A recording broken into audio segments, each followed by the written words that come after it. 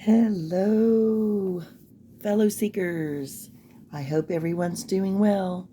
This is brief, but this is an update on our boy Chad Doerman. It looks like he is going to get his wish, as the judge has ruled that his confession will be tossed out. So it sounds like the police really did bungle this one. Oh boy. That is just crazy. I can't even believe it. But here's the update from Court TV. A judge has ruled that Chad Doerman's confession that he allegedly gave during his interrogation will be thrown out.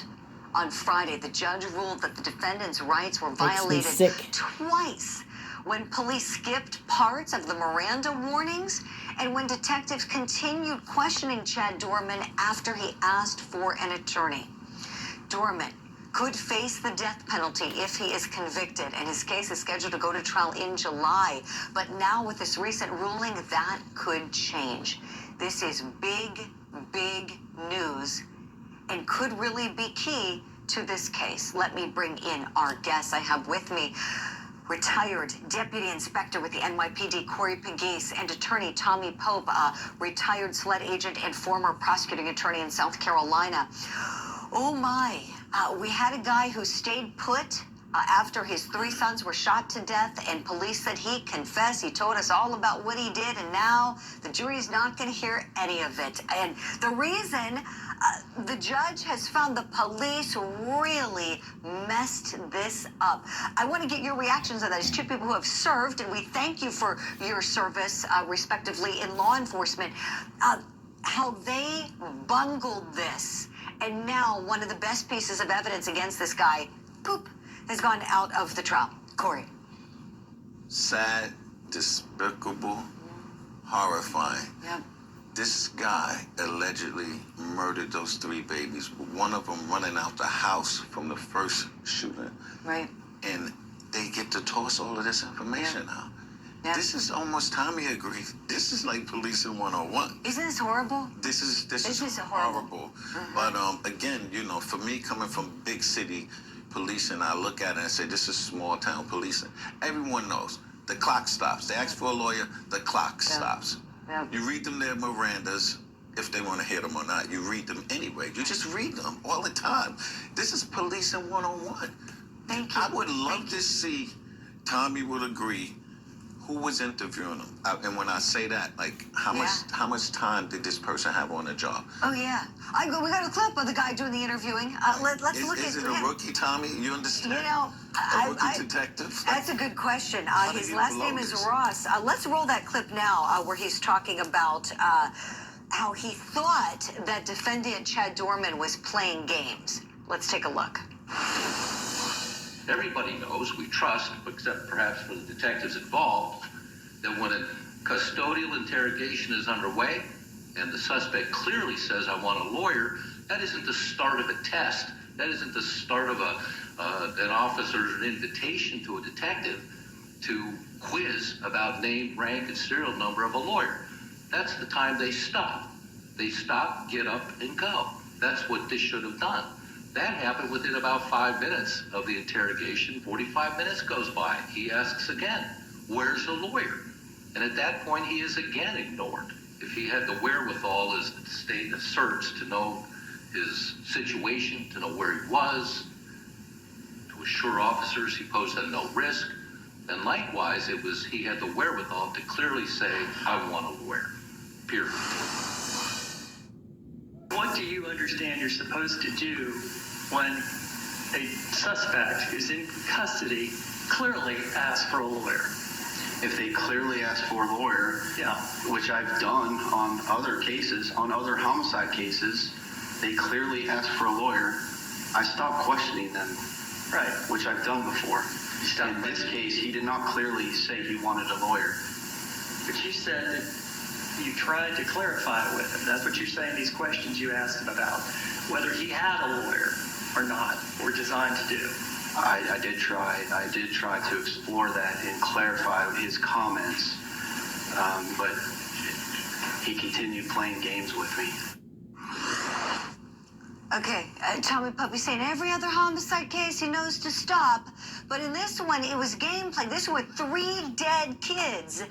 He thought, let's not be cautious, let's push, as this guy is unsure of what he wants. Your reaction, please, Tommy. I think you pointed out the issue. I think, and again, I don't, as Corey said, I don't know this guy's experience. It sounds like he has previous experience.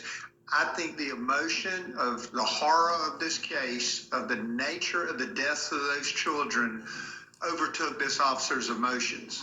In other words, instead of just, you have to be cool under fire, no matter the nature of the case. I've had it in death penalty cases. You can't threaten somebody with the death penalty. And I've had officers that are so angry about the circumstances of the murder that they'll, allude to the death penalty and getting it off your chest and all the police tactics, but ultimately they take it too far. My guess is here, this was a horror like that officer had never seen. I can tell you, child deaths are worse than anything we deal with in law enforcement. And I think probably what happened is they tried to gild the lily, because I'm not sure ultimately this is going to change the verdict. You and I have talked before about death penalty cases. You need a solid penalty before you can a solid guilt before you can get to the penalty. I don't think it's going to change it because of the nature of the facts and circumstances. I think he let his emotions overtake him.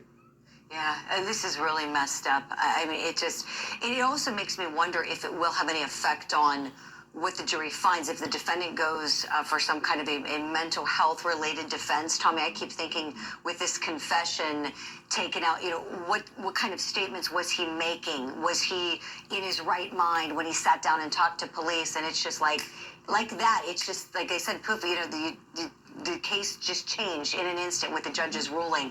I want to go back to that horrific day where we know that there were a couple 911 calls that were placed. I've got one of them now. Let's take a listen. Can you tell how many people have been shot? I think 2 children. Okay. All right. What was that I've seen? There's a girl running down the street like her stepfather is killing everyone in her family. And what did the female say to you? She says that her stepfather is killing everybody in her house. I did. I'm on the phone with them right now. Did you say how or what was happening? I asked her to get in the car with me, and she said she couldn't leave her family. Okay, and thank goodness, we still have this evidence, right? The child who survived, the stepdaughter who witnessed this. Corey, your thoughts, please. That's heart-wrenching. Just imagine that. She says, my stepfather's killing everybody in the house. She offered for her to get in the car, and the girl was like, I can't leave my family. That's heart-wrenching. That's going to really move the jury. Let me get back to what Tommy said, though. Spot on. Police officers got to keep their emotions out of the interrogation. Just do your job. Mm-hmm. Yeah, and I'm sure it is so hard. I could never do the job that you both have done. Never could. Have the utmost respect for everyone, all of the men and women who serve in law enforcement. I say all the time, it's the toughest job in the world. I will say this, though, and I can speak from the experience of someone who was an ADA. When your police bungle something on a case and you're left to deal with their mess, it is aggravating. And when you think about, right, like when you mess up the Miranda warnings, like something that, like kids in grade school know the Miranda warnings, don't they, Corey? Right. This is really bad. Even listen to what the detective said, Tommy. I wasn't clear on what he was saying. Mm-hmm. That right there. Even if you're not clear, stop.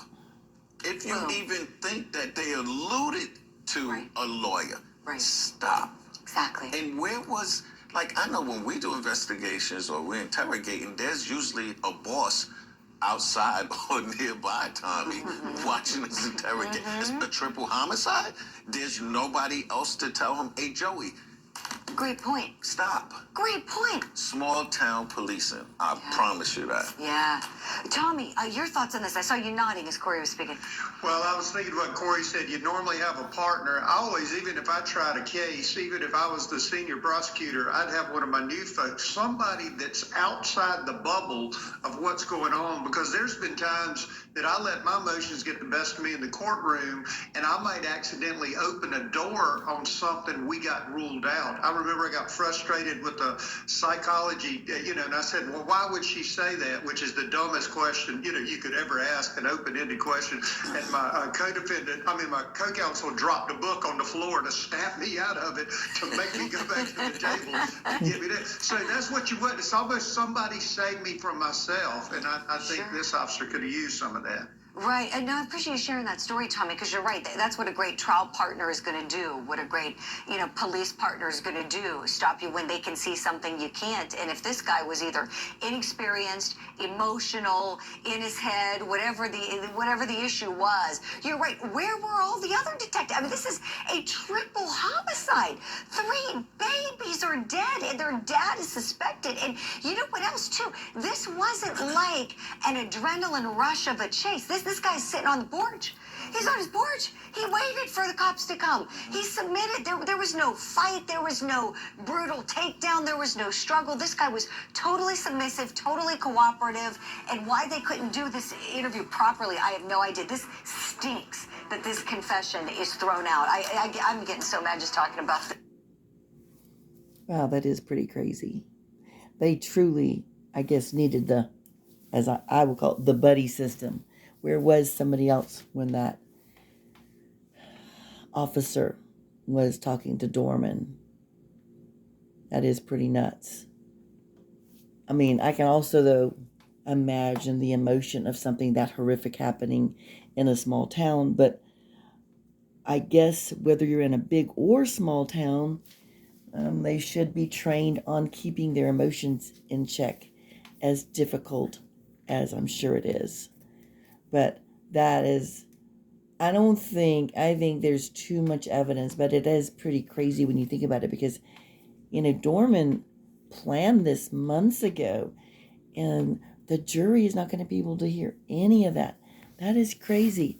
But then if you think about it, sorry about that, the people giving the 911 call, the stepdaughter, the mother, there's witnesses. I would think that that's not going to change anything that much. I really can't even imagine. But that is pretty crazy that this did end up being tossed. But that's the latest. And if anything else comes up, I will let you all know. Thanks so much, as always, for watching, commenting, subscribing. And I don't think I responded to your comments on the last post I did. I am trying to keep myself straight. I apologize if I didn't, but I will take a look at it. But thank you all so much. I love you. Be kind to one another. Be kind to you. And I'll see you the next time.